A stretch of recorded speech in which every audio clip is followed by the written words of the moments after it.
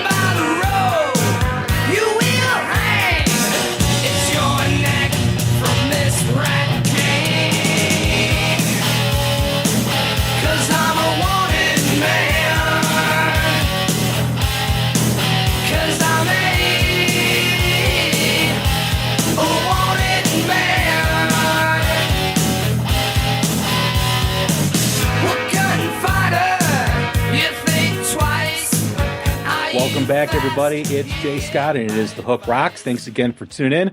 We do appreciate whenever you stop on by. Don't forget to rate us a review when you're done listening. We also are part of the Pantheon Podcast Network that I always do mention. Great network of music-related podcasts, including the official Metallica podcast, Metallica Report. So check that out, as well as all the others. And don't forget to set your app to automatic download so you get the latest episodes of The Hook Rocks right on your phone or right on your device, wherever you're listening. We've had some great episodes recently. We had Joe Satriani, we had Jeff Pilson, Todd Dammit Kearns, the Jens, Starbenders, Tuck Smith. It's been a hell of a month and a half here to start the year, and we're going to continue that today in just a bit. But also, too, don't forget to visit us on Twitter, Instagram, and Facebook at The Hook Rocks, and you can follow us and get updates on who we've had. Had some great shows that I've attended to. Posted some videos from the latest Mr. Big show. Also, Jack's Hollow and the LA Gun Show a few weeks ago as well. So I am getting out in this Chicago winter, although it's pretty mild today. It's like spring at 60 degrees. Unbelievable. But nonetheless, let's get right to it. We've got a return guest, one of my favorite guests. And when he was first on the podcast a couple of years ago, we were talking about a show at the Whiskey that he was doing. It's going to be live streamed. And I told him this story about my older brother, and the story relates today what we're going to talk about. My older brother was 4 years older than me. The reason why I was listening to heavy metal and hard rock at 6, 7 years old was because of my older brother, right? When all my other friends in 3rd, 4th grade were listening to Duran Duran and Culture Club, I was listening to all these bands that my brother was bringing home. And he was a huge Ratt fan. And even better. He joined their fan club, and he got this picture with black and white of a wanted sign with all 5 members of the band, and he burnt like the edges of it to make it look like it was worn, and he glued a slab of wood, like a Western thing, and he nailed it to his door to his bedroom. And every time I walked by it, I'd be like, "That's so fucking badass! That is so cool." 7 years old, 8 years old, however old I was, And, Oh, wow. this album we're going to talk about this album in three different perspectives today with the legend Stephen Pearcy. He's in the background. He's ready to go as well. We're going to talk about what led up to this album.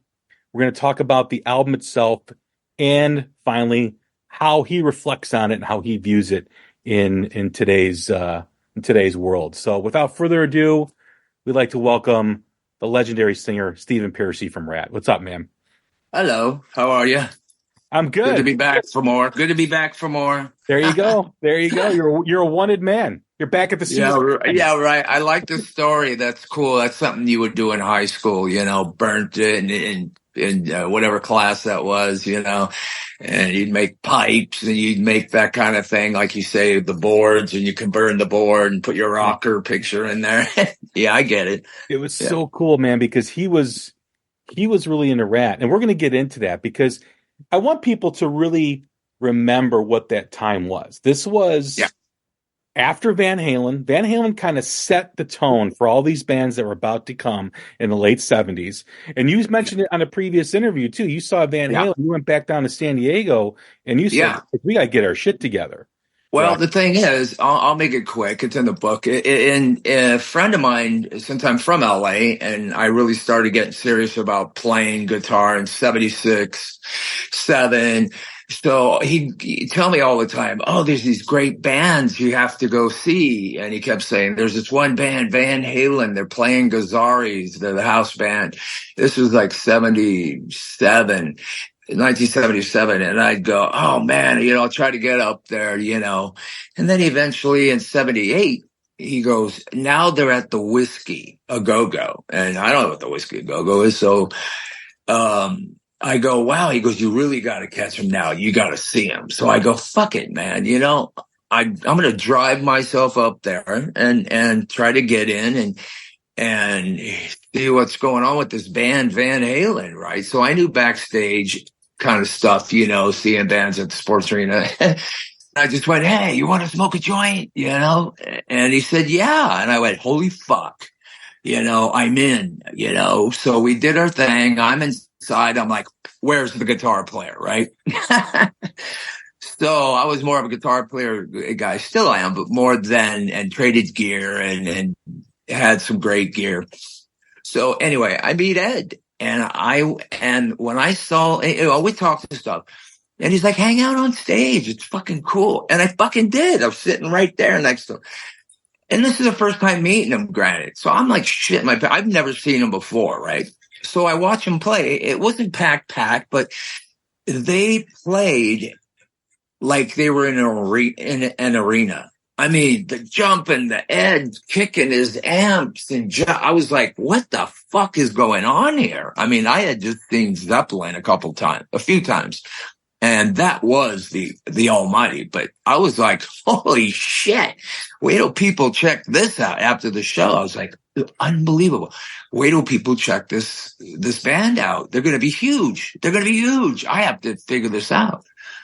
So anyway, I watched their whole progression, and I said, after seeing VH grow from 78 to 2 albums later to 1980, I was like, it's time to move to LA. We're not going to get nothing done in San Diego. And lo and behold, but I watched that whole progression, the whole creation of the 80s scene, and a part of it with Mickey Ratt in 1980 and 1981, turning into Ratt with Jakey Lee. So we were the hot thing there with Jakey at that minute. And Motley was out, and Great White was Dante Fox, and Stryper was called Rock's Regime, and you had like maybe definitely Wasp, a few other bands that should have made it, but we all picked up our trip, or they did, from Van Halen. I just had a front row seat. I mean, I knew them, I mean, what a blessing, to this day. I think if I would never have met them, I might have went down to, moved up there years later or something. And they actually came down to San Diego, Ed and Dave, one time to see where we bought our clothes. Yeah. So it was a whole weird thing, Here I'm witnessing what's going to be one of the biggest bands on the planet, VH, right? So it was interesting. So that's my little story on that. But it got better years later. We became friends, and I introduced everybody to Charvel and Jackson and Ed, and it was fucking crazy, man. You know, front row, Oz Festival. Come on. I mean, it was Jesus Christ, you know. A pleasure, and a blessing knowing those guys. You know, to this day, I thank them for a lot because I watched and studied the schematic right from the stage, you know. And Ed and I really never talked about gigs really that much at all. You know, it was other shit. You know, maybe if I had an amp he needed, like a Vox 30 or something back in the day. But it wasn't about music. It was other shit, you know, which was way cool too, you know. But hey, I saw it, and the whole thing was created and should be thanked. Van Halen should be thanked for just starting the whole thing. Literally starting the whole thing. Yeah, and you're absolutely right, because initially when that scene started to break, you had the Van Halen thing, and then on the other end of it, you had the MTV thing. Yeah. That, you know, I always say that you can be an awesome band, you can be kick-ass, but it's also about timing, right? I mean, sure. If it's not the right timing, and it was just the right timing for Ratt, for Motley Crue, Quiet Riot, those three bands really, of course, the initial, of course. And I got to say, you know, Quiet Riot, you know, having a hit with, you know, their first record kind of helped things, but the scene was already stirring. You know, Motley had moved on to Santa Monica Civic. Ratt has moved on to the Palladium, Santa Monica Civic. You know, it was a whole procedure and steps out the door, you know. And then they were passing around record deals left and right after that, you know, to anybody and everybody. And Ratt was one of the last to be signed, to be honest with you.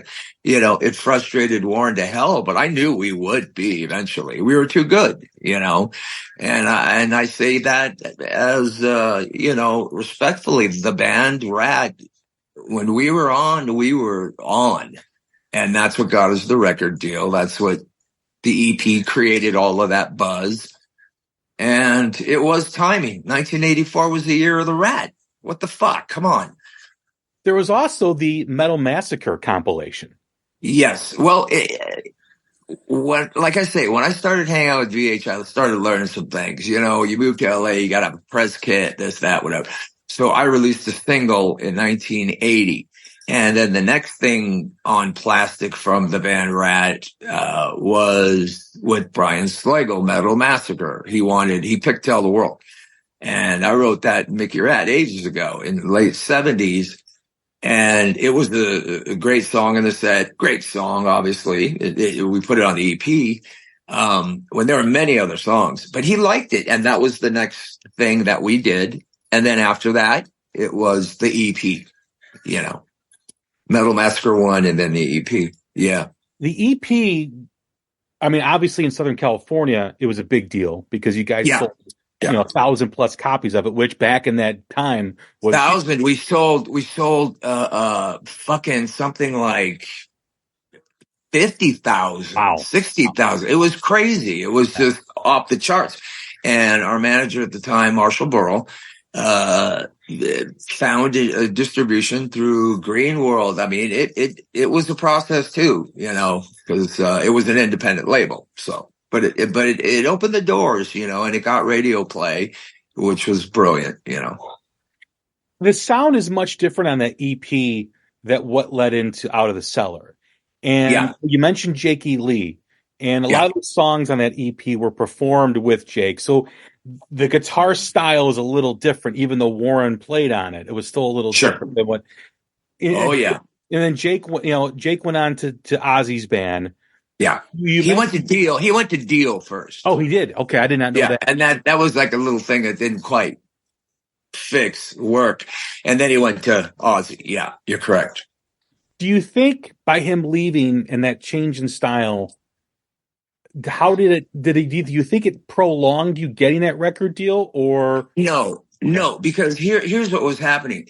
You know, Jakey was a one guitar guy. I was playing guitar too, rhythm guitar, for all the way up through Chris leaving and then getting somebody else. No, Jakey was next. Yeah, Jakey. And then I just stopped playing guitar, but it's not what I was looking for. I wanted a 2-guitar band. So what happened was Robin's band moved to LA and they kind of imploded, but Robin, when he moved to LA, because I think I started this migration, everybody in San Diego just followed the bands. Besides me introducing them to Van Halen, they knew I had something going, So anyway, Robin used to jam with us a lot with Jakey. It was Matt Thorne, Jakey Lee, and Robin would jam with us a lot. He would just come on stage and jam, and then his band imploded. And then next thing you know, everybody's trying to grab Jakey. Even Nicky tried to swipe Jakey. Robin we became this 2-guitar band. Jakey didn't like it, which is no big deal. It had nothing to do with who wore what and looked what. It was about, he's a 1-guitar guy, and that's what he wanted to do. And he was the hot thing, and it didn't matter to me. I always moved forward. So it was great with Robin and Jakey. It was starting to that's when I was like, wow, this is where it's at, And then we did play with 2 guitars, with another guitar player with Jake also. So, well, even before Robin, we had another rhythm guy, but it wasn't Jakey's trip, which is great. Understandable. Jakey's a 1-guitar guy. And the way he played back then was fucking nuts. Jakey, with the bending and it was nuts. He was definitely, something to see with my band back then. And then when he pulled out, me and Robin just started from ground zero. And that was it. Grabbed Warren.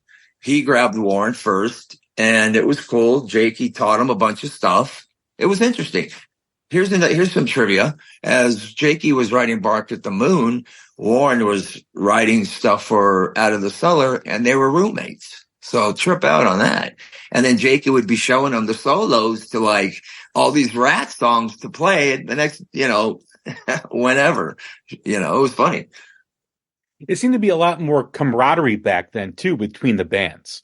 There really was, because it was wide open. It was so new. Anybody could grab it. It's just a matter of where you went with it, because there are other great bands in LA that should have made it. I mean, even during that Quiet Riot, VH period of the late 70s, because I saw Quiet Riot in the 70s at Starwood, and this other band called The White, was amazing. There was other shit going on. It was towards the ends of the skinny tie new wave scene, and, fuck it, Van Halen gave him a big one of these, but, yeah. So anyway, and then, if we're talking about the records, yeah. And then the EP comes out and it's fucking amazing. And we're going, where do we play? We can't play in town anymore. It was too small. You can't do 4 shows at the Palladium. So you start going, okay, who do we open for? So we opened up for Ozzy one time. We opened up for ZZ Top one time. And then we get the record deal, and the rest is history. Why Atlantic Records? Were there other options on the table for you guys? To be honest with you, I don't think so. And it's really weird. But Robin and I were so ecstatic, because we figured, fuck it. Led Zeppelin, Rolling Stones. Come on. Atlantic Records. And then the tighter we got with them due to success, you meet the real guys, who run the shit.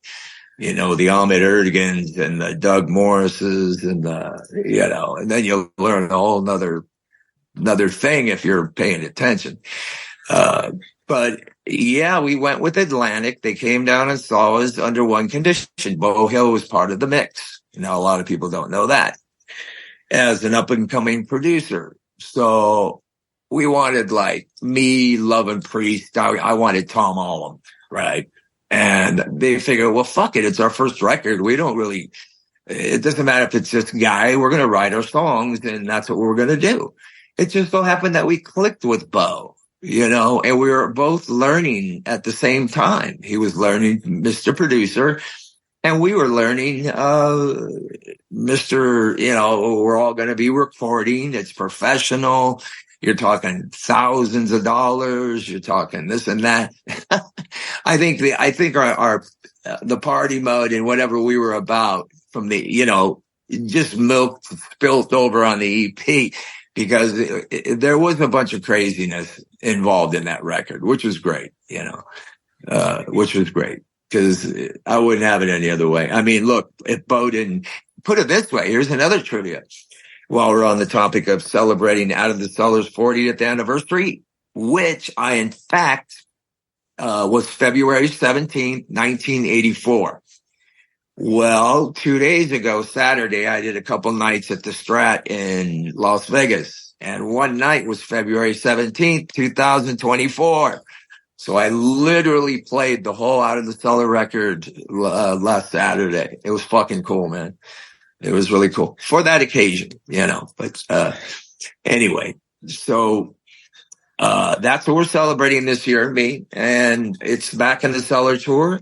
It's going to be bouncing around all year. Might have some news coming up soon about a tour, but that's it. I mean, look, what you're talking about is exactly what I'm trying to preach. The real 80s scene, the Sunset Strip experience, I call it, because a lot of people came in from the outside and claim that, no, man, I ran around there. I was with Motley. I was with Ratt. We were fucking pals. You were fucking, we don't know you. We were so tight back in the day, with your guys like Wasp, Motley. Yeah, we were tight, it was we were the gladiators, man, we named ourselves just because of what the scene was. It was all new, we were creating it. And that's the real Sunset Strip experience, which I will be exploring a lot more later in the year, and also 2025. So there's some good stuff happening after I go, well, I don't want to do this that much anymore, but for right now this year. And on top of that, I really did try to get the original guys together on this anniversary, and it did not happen. We recording the album, yeah. I like I said, I want to bring people back to that time.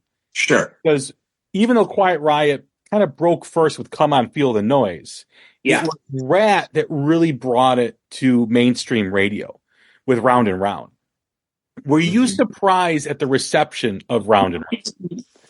Oh yeah. I mean, look, it's always something you want. I mean, look, we've never had a number one, and nor have we really cared. It would be nice. I mean, you can buy number ones, you know what I mean? So it's irrelevant. What's relevant is when you go out and play and you literally see hundreds of thousands of kids a year, that was what made that whole initial, wow, we're doing something here with this record. People love this song, and we played it tongue in cheek, the Milton Berle thing in there, and it just happened to click. And then again, you got MTV, like you brought up. MTV was very helpful, because it's another thing that's great about 1984 in particular. Get business done with the new American Express Graphite Business Cash Unlimited card. With unlimited 2% cash back on all eligible purchases, unlimited 5% cash back on flights and prepaid hotels booked through American Express Travel Online, and a flexible spending capacity that can grow with your business, you'll have the confidence to keep building.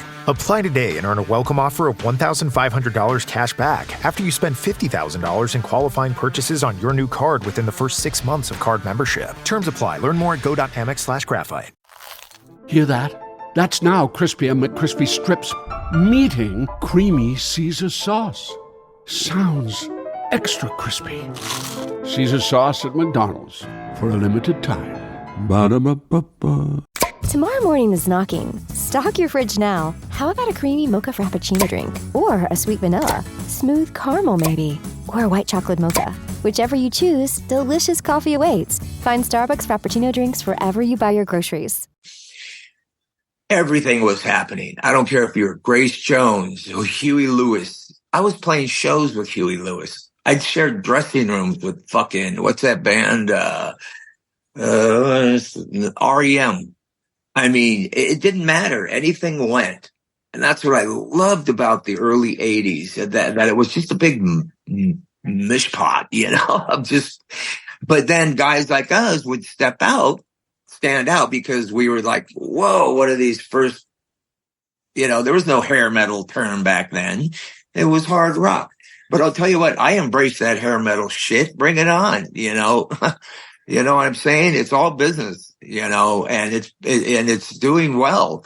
And any band that is from the 80s should really embrace it and work it, because it was a special time. Like you say, it was a special time in history of music, It was interesting because MTV came along. It was very primitive. It was the early part of MTV. It was the early part of this rock. And also, too, everyone for a while would dismiss the 80s rock bands. There's been no other scene that lasted as long. Oh, yeah. That scene from, you could say, 78 with Van Halen all the way to 92. I mean, isn't that cool? Isn't that cool? And you know what? And they're still there. I see it when they come to my meet and greets. My meet and greets, I've opened the door up to them taking a trip back into the 80s. They come looking like I did in 1984. It's fucking amazing. It's way cool. And they're bringing their kids, introducing them to Ratt and roll. I mean, you can't ask for more. You're right. It was just this thing, a smell, a taste, a feel. It's just a whole, you know what I mean? And it's not going anywhere soon, I wouldn't say, no. You've talked in the past about the dysfunction that existed within Ratt. During those not just us. Some other bands are just smart enough to make it work. Yeah, absolutely. They understood the business side, I think, more than some of the members of Ratt did. Or they were forced to understand the business side. Yeah. But you talk about that dysfunction. Was that always there, or did that come after Out of the Cellar? It came kind of around after Dancing, We were way cool. Everything was kind of grooving along, I mean, shit. It's like, here's a platinum album. Here's another platinum album. Here's another platinum. Here's another sold out. You get into this thing, you're really not even thinking anymore, on that note. But like I say, all these things start happening just night after night. You create your own world to be out there. Everybody creates their own little pod just to be out there. And then you have to get along, right? This is what you get with success. It's not always what it seems. It's very dangerous too. It's a dangerous occupation. Our manager told us that a long time ago, and we believe him now. And it's amazing. I still talk to Marshall Burl to this day, and I love him. And we went through something that'll only happen once, and you're right. It's this 80s thing. But our dysfunction, I would say, started happening around Dancing. I have another book yet to write, and it'll explain a lot of more of the business instead of all the bullshit partying and all that. But everybody was into their own scene, and you start getting alienated. And our biggest mistake was not taking vacations, but when you're in that machine, especially in the 80s, it was all new, right? So these labels are like, keep them out there, keep it coming, keep it going, keep it, and they were happy as pigs and shit, Atlantic Records. They still are, but that's where this dysfunction. And then, we were literally, sorry to say, the decade of decadence is what it is. We didn't, we weren't these characters by any means that were just, oh, these guys are hideous, watch out for them. No, we were, the biggest partiers on the block and enjoyed what we do. But in doing so, you pick up bad habits and shit happens, and I don't need to get into that, because every band, it seems, who has success has to lose a member or have some terrible thing happen. And you just start realizing that the game that I'm in, we'll get a little outside here, but this music business isn't all what it seems it is. It could be a tough one. And look, I stay in the game because I know it better.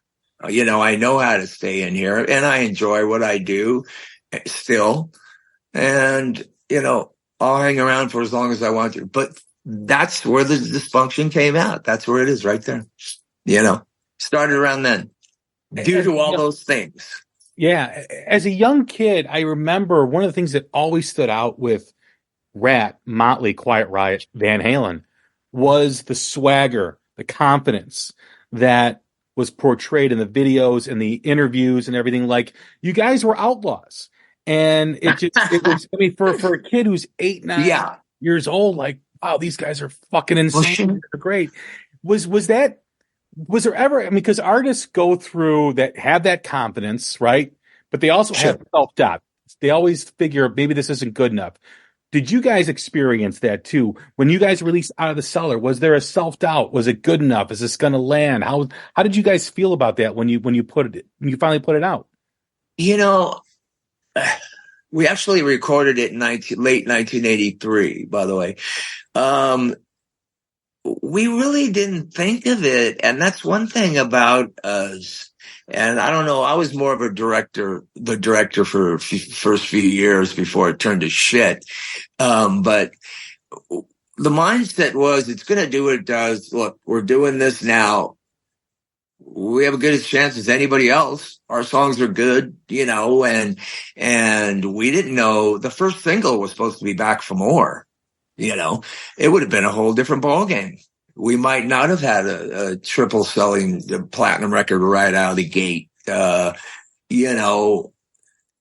could have been a whole nother world, except for Doug Morris, the president of Atlantic. Another story. I heard from Bo. He said that Doug Morris, president of Atlantic, was listening to the Cellar record going, oh, okay, let me hear, and he said that his kid kept singing round, round, round, round while his dad was listening to the record, right? So he told Bo, I got your single for Ratt. It's Round and Round. And Bo's, well, why is that? He goes, my kid won't stop singing it, So fuck me on that one. I found that out like about a year ago. I went, well, okay, interesting. That Back for More was, I kind of knew that, but you never know. You go into it just doing the best you can and see what happens. Back then our chance was as good as anybody else's. There were a lot of platinum records given out in 1980s, early 80s, just because it was that popular. Nobody knew what they were getting. They didn't know, I'm not talking the Cinderellas and the bands after 85, 86. I'm talking about the hardcore guys, We are the guys who really initially created that scene due to the direction of Van Halen. It's plain and simple in the history of fucking music. You can blame Van Halen for a lot of things, changing writers, the look, your image, your music, your guitar playing. What Ed did to the guitar will never happen again.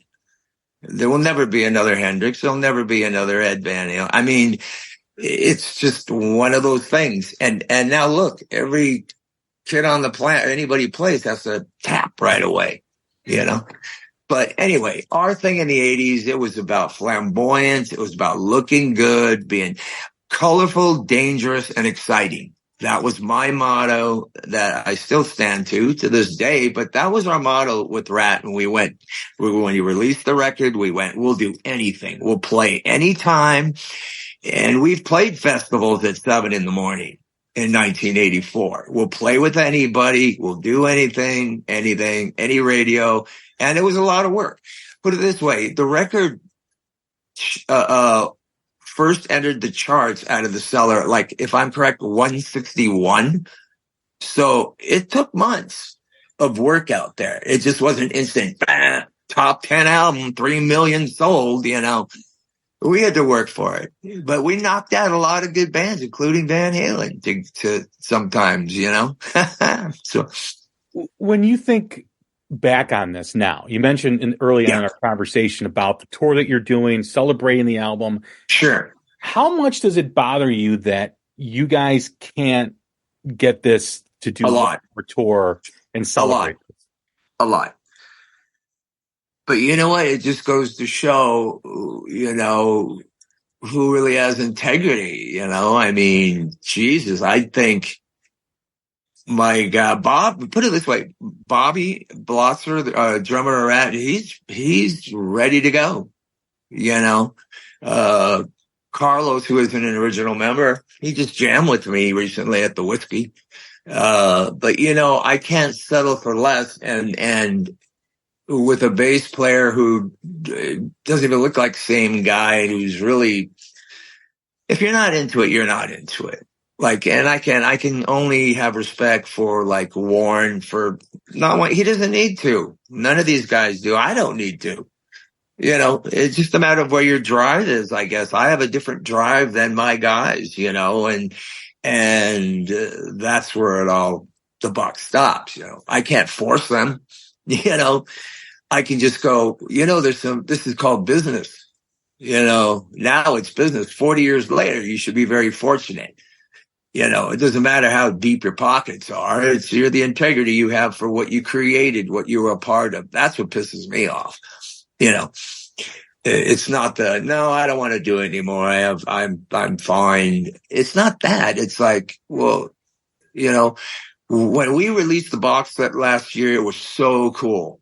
Besides looking great, and it's a great fucking package, it was due.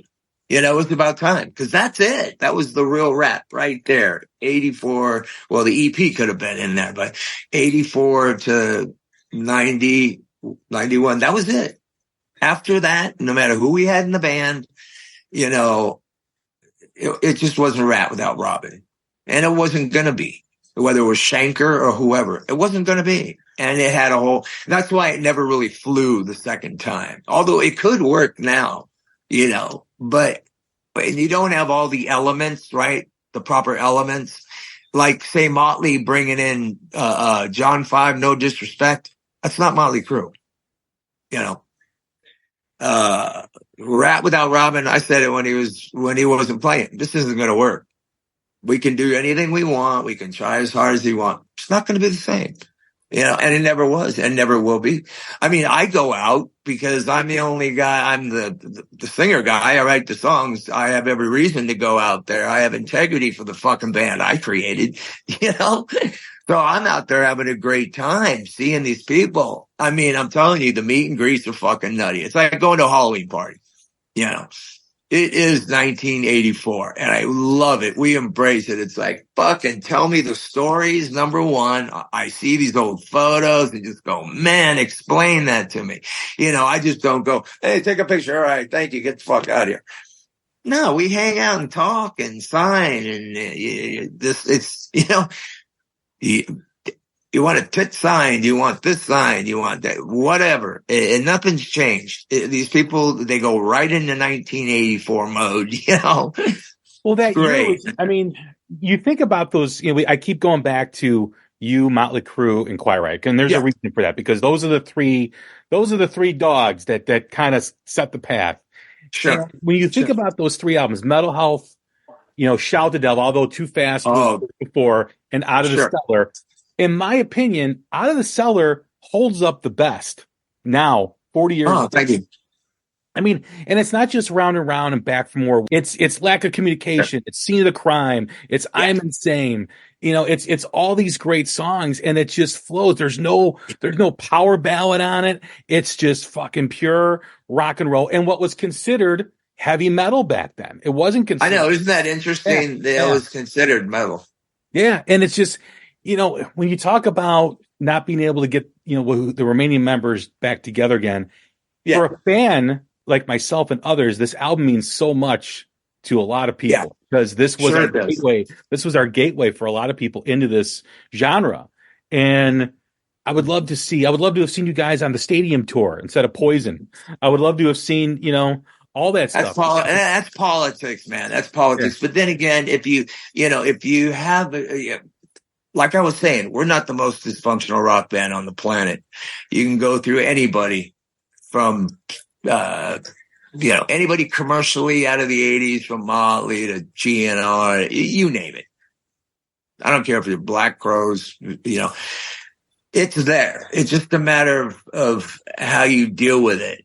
You know, the dysfunction, some make it work. Some are smarter than others. I can't say I have a bunch of guys who are smart enough to even think about what they've even accomplished and why we're sitting here in February, 40 years later to the day out of the cellar is the most important thing we've done. It should be fucking, respected, but it is what it is. And I'm out there playing and we're having a great time. I'll tell you what, when I play the record, which I do in its entirety, and then I play Lay It Down, You're in Love, everything else. But I highlight the show with the Cellar record.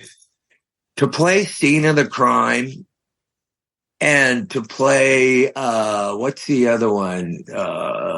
Scene of the Crime and She Wants Money. These songs are so refreshing to fucking play. And they're so fun. People automatically go, what the fuck? Why do they do it? Because we've never played it live. Even the original guys never played these songs live. Not to my acknowledgement, nor did we play the Out in the Cellar set in its entirety. I hear we tried it once, but we didn't. We threw round and round here and this. And I'm actually playing round and round fucking third, just like the record. You don't like it? That's the way it is. It's just, I'm doing what I said I'm going to do. Play the record in its entirety, in its sequence. And it's so fucking fun. I'm telling you, people smile on the face. Scene of the Crime. What? She Wants Money. What? They're literally, and it's working, It's fresh. It might take a few shows to get adjusted, but we're getting there. As we close our conversation, yeah. When you think of this album, this is Ratt's legacy, Out of the Cellar. Sure. I agree. Are you comfortable with that? Like that being your legacy? 100 million %. Because, when Robin and I were like picking the guys and figuring out what was happening, and there's a lot of guys out there that were supposed to be in Ratt that ended up in other bands, successful too. Don't have to go through them all. But when Robin and I fucking went, wow, we're both really starting over, after Jakey split. We didn't know what was going to go down. One of the best stories I have is with Ratt, because I don't remember much of it. To be honest with you, I don't remember much of that whole fucking decade. And I'm being honest. I remember things like the Forum, San Diego Sports Arena, where I'm from, and Madison Square Gardens. There was just Robin and I had this moment, and it was 85 when we played there, 85, 86. So we're driving up in a limo in the circle going to Madison Square Garden. It's fucking brilliant. And Robin looks at me and goes, it's kind of like Led Zeppelin. Like Song remains the same, right? When they filmed there. And I go, not really. And Robin's like, I think we made it. And it's like, fuck yeah, we have. We're fucking headlining Madison Square Gardens, motherfucker. It's brilliant. Brilliant. So I think anything is, it's a special thing. It's a special thing if you can control it. Unfortunately, like I say, it's a dangerous occupation, and you don't take that seriously if somebody's telling you that, because you're in it. Once you're in it, it's hard to get control of it. But when you do, hopefully it's not too late. And look at the opportunities everybody's having, because the 80s are back. You have bands out there from the 80s. Nobody even knows they're the original guys. They just go, oh, there's that band, right? Well, fortunate enough for me, I created a logo that you can just see it, and right away you can hear it, smell it, touch it, And so I think I made my point. And coming out of the cellar, and 40 years later, going back for me, 2024, because I call in this tour, the Back in the Cellar 1984, 2024 tour. I'm embracing it. I'm having a great time. And And we got a lot of groovy stuff happening. So I can just say thank you to everybody. And it was a special record and always will be, I mean, hey, it gave me all these other pretty presents, Yeah, absolutely. Anything that you can talk about what's going to be happening later on this year, or is that? Sure. Yeah. We're going to be doing, some really cool shows, which are at officialstephenpearcy.com, and hit a meet and greet, whatever. And then we're going to be announcing a tour, I hear, hopefully soon enough. But in the meantime, my dates are up. They're great shows. Most of them are, I think, headlining, but they're huge shows, and we're having fun. I'm playing the Out of the Cellar record, Bang Bang, 40 years later, and we're having a blast. We're having a great time, Before I forget, last question. Yeah. How are you feeling? Yeah. I know you had the cancer scare a couple years ago. Are you doing all right? Everything's remission, and nothing really weird's going on. And as long as that happens, that's why I'm kind of taking it easy and looking to the next venture next year, because, I don't know what I'm going to be doing, just knock on wood. Thank God I'm still out here, health is good, and so far so good. Thank you everybody for, everything and coming out and seeing the shows. I mean, cause this is the last time you're going to get the delivery from me, and it might be the last time for the, Ratt, so that's it. So I'm out there doing my thing for my band Ratt, and come on back into the cellar. Come back into the cellar. Stephen, it's been a blast as always, man. I appreciate your time. Thank you, brother. I appreciate it. Keep in touch. Absolutely. Everyone, that is Stephen Pearcy. Check his tour dates. All his information will be in the show notes. When you're listening, click on the links. It'll bring you right to it. And it's a great album. 40 years, man. And Out of the Cellar, I can't believe it. I mean, I was 9 years old when that album came out, and I was just listening to it on a walk the other day, and it sounded absolutely phenomenal. It sounded like the first time I listened to it. So check that out. All his links. Thanks again for tuning in. Once again, this is Jay Scott. This is The Hook Rocks. Take care of each other. Stay safe. And we will talk soon. Thank you.